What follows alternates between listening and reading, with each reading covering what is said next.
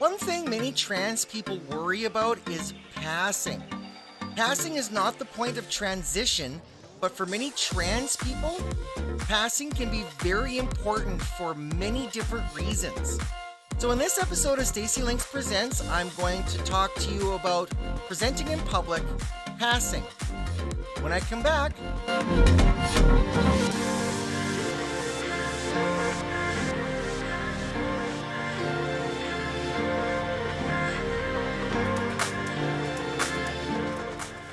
So welcome to my channel. I'm Stacy, and in this episode of Stacy Links Presents, I want to talk about passing in public.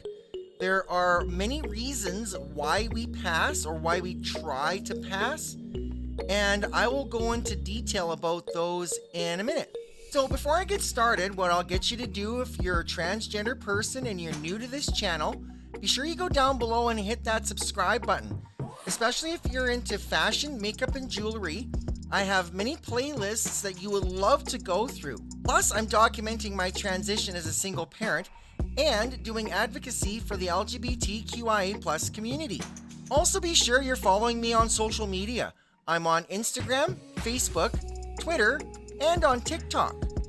Be sure to check the description below in this video for all my social media links. So the 2 points that I want to make in this video, both long points. I want to talk about the reasons why we try to pass as a cisgender person. And then in the second half of this video, I will go through things that we do, especially us as trans feminine people, what things we do to try to become more passable. So there are several reasons why a trans person would want to be passable. The biggest reason is to be seen and perceived as their identified gender. This will help a trans person to become more comfortable with themselves in public if people see and treat them as the gender that they feel they are. And then with that, people will use the proper gendered pronouns for that person. So for those of us who are trying to pass, someone like me, I would expect someone to use she, her pronouns while I'm out looking as a woman. So that's one reason why we try to pass. One thing I can definitely attest to is that it makes shopping for clothes a lot easier, because then people don't see you differently. They actually see you, in my case, they see me as a woman. So when I'm in a woman's clothing store and I go to try on clothes, they don't give me a funny look. They just open the dressing room door and say, there you go. Another one that is somewhat obvious but has to be brought up here because it is an issue is public washroom access. Trans people who aren't exactly passable are the ones who are most likely to get clocked trying to use the public washroom of their identified gender. So trans people will generally try to be more passable so they can use the public washroom that they need. Now, last and most important reason why a trans person wants to be passable is for their own safety and the safety of others around them, friends, family, whatever. Being passable will prevent us from having a number of confrontations with transphobes and potentially increases our ability to live our lives happier and more easily. And also, we don't have to worry about being confronted all the time. So that's definitely the biggest reason why many trans people try to be passable. All right, so on to some things that we do as trans feminine people to try to present more passable. One thing we do is we develop makeup techniques that feminize our facial features.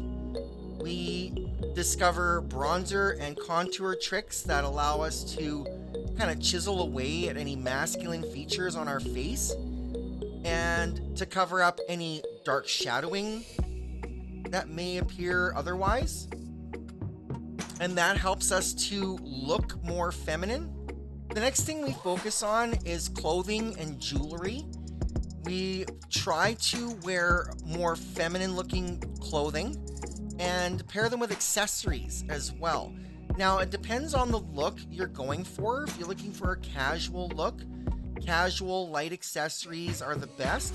If you're going for a formalized look, larger accessories are okay. I have many other videos on my channel on my fashion, jewelry, and makeup. You can go into my channel and look for those playlists and check out those videos. Another thing that we focus on is our hair. Our hairstyle can actually make us look more or less feminine depending on how we do it. So oftentimes we like to have curly, wavy hair. If we put our hair up, I like to do the high ponytails, and that gives a more feminine look.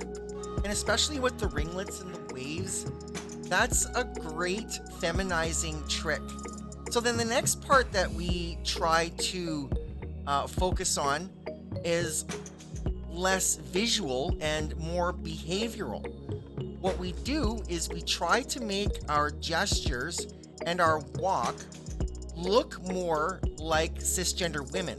We try to act natural, we walk natural, we move our body like a woman would, and it makes us appear as if we are actually cisgender woman. And now another thing a lot of trans girls have issues with is our voice. So oftentimes what we try to do is we try to increase the pitch and change the inflection of our voices to sound more feminine, just like how I'm talking right now, where the tone actually matches the look. Because if I talk way down here, this is my natural tone, this sounds a lot more masculine. And up here sounds a lot more feminine. So this is another thing that we try to do to make us seem more cisgender, and people will actually take us more seriously if we put the effort into it. And the last thing has to go with the circle you associate with. If they use the proper pronouns and names for your presentation, then that even adds more to the public perception of you, and people will actually take you more as a cisgender person than as a trans person, because other people are using the pronouns of your gender identity as opposed to your birth sex. So all of these things can definitely help if you're trying to be passable. These points are definitely the things that I've focused on the most.